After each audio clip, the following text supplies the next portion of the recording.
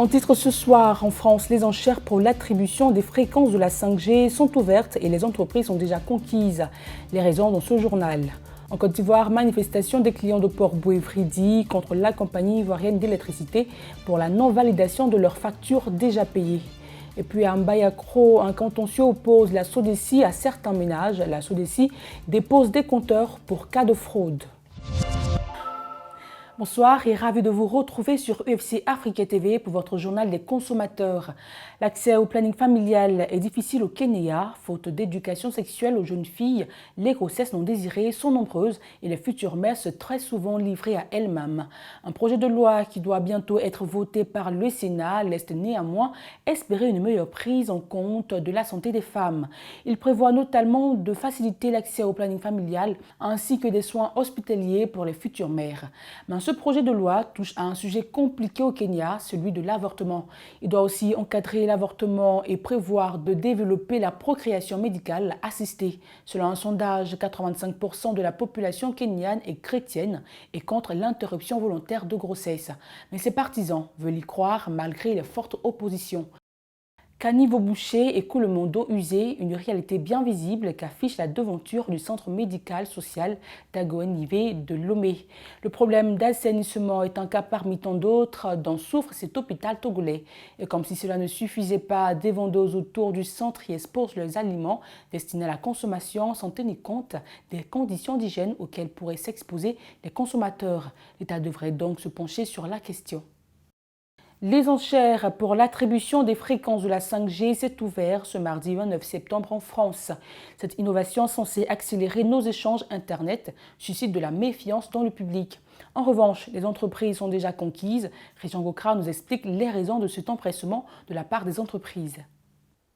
La 5G séduit les entreprises, à commencer par les 4 grands opérateurs télécoms de France, qui s'apprête à débourser au minimum 2,5 milliards d'euros au cours de ces dernières enchères. Les attentes sont prometteuses, car malgré les hostilités exprimées par une partie des Français, 3,5 millions d'entre eux, soit 20% des abonnés, seraient tout de même prêts à s'équiper d'un téléphone et d'un abonnement 5G dans l'année qui vient. Avec ce format, la vitesse des transports de données sera multipliée par 25 par rapport à la 4G, et cela quasiment en temps réel. Des processus indispensables pour réaliser des opérations complexes, promises par la révolution de la voiture automatique ou de la chirurgie à distance. L'arrivée d'Internet à la charnière des années 2000 a réellement bouleversé la vie des entreprises et a donné un nouvel élan à la croissance. Mais cela n'a pas été durable. Après avoir augmenté entre 2015 et 2005, la productivité ne cesse de progresser, et cela depuis maintenant 15 ans. Donc, difficile de prédire l'effet 5G.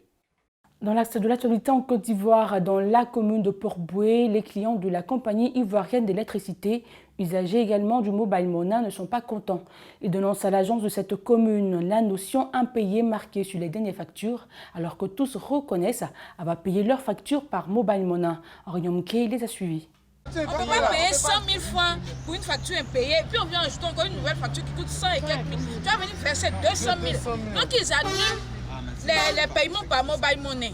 Qu'ils annulent ça, et puis on va venir faire les rangs encore à la CIE pour payer. C'est encore mieux. Mais ils n'ont pas répondu ça. Ils disent qu'ils veulent payer. Ils demandent qu'on paye encore la facture. Ils ne connaissent pas.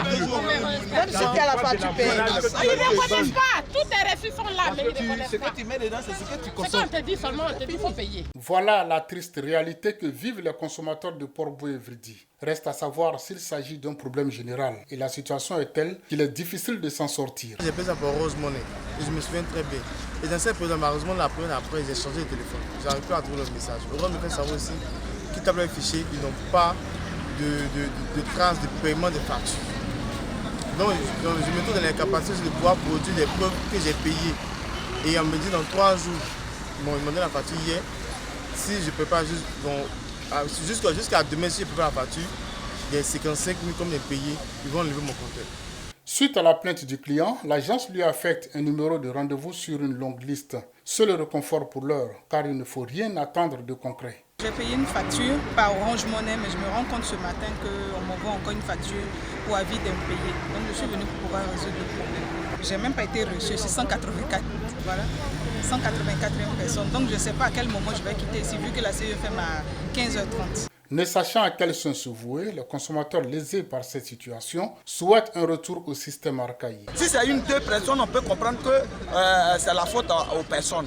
Mais si ça va jusqu'à plusieurs personnes, ce n'est plus la faute à personne, c'est la faute à la CIE. Ils n'ont qu'à revoir aussi pour venir à l'aide à la population. S'ils refusent d'aider, ils disent non, en 3 jours, ils vont venir couper le courant. Mais on va faire comment? Ils n'ont qu'à se revoir eux-mêmes aussi, il ne faut pas ils vont mettre la faute sur nous. Il y a beaucoup de personnes qui se plaignent de même problème, ce n'est pas différents problèmes. C'est le même problème. Donc la CIE aussi n'a qu'à se revoir.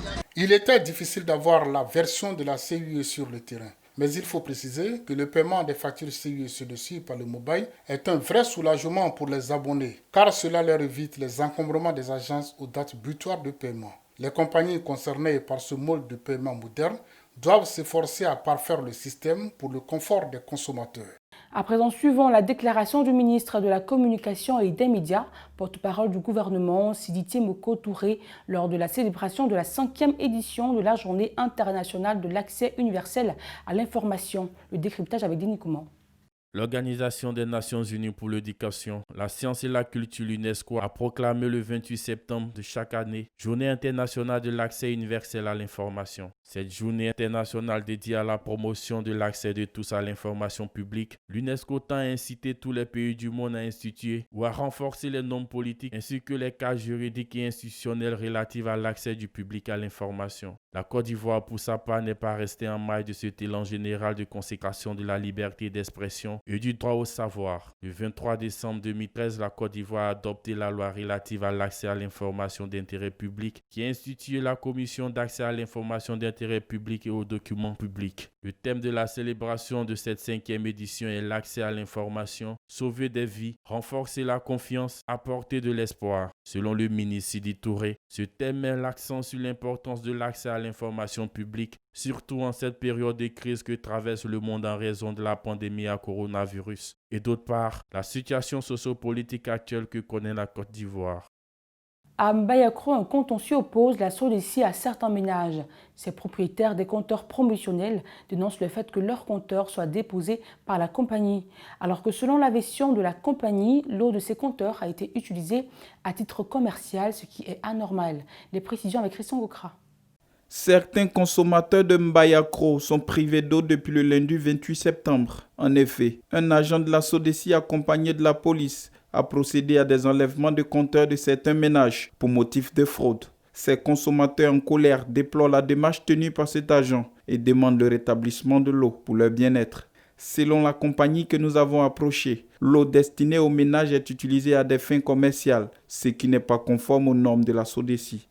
Mais ils sont informés au départ, on dit ça c'est pour boire, c'est pas pour faire autre chose. Si tu en fais WC public, vous en faites pour la gérer. Après, il y a d'autres qui ont pris pour la cour, après ils ont fait hôtel. Regardez comme ça, la faute c'est à qui? Donc, on peut pas. Donc, en fait, c'est la différence, c'est pas un plus. Le brancheur fait 167 000. Vous comprenez? Donc, la différence, c'est 141 000 qu'on ajoute à ce qu'ils ont payé, c'est tout puis continuer l'activité. Les compteurs promotionnels ont été cédés aux consommateurs dans des conditions préférentielles. Ils ne peuvent être l'objet d'une quelconque activité commerciale. La SODECI gagnerait à sensibiliser les bénéficiaires sur ce fait. Par ailleurs, la fraude sur l'eau cause d'énormes pertes à l'État ivoirien et à la SODECI.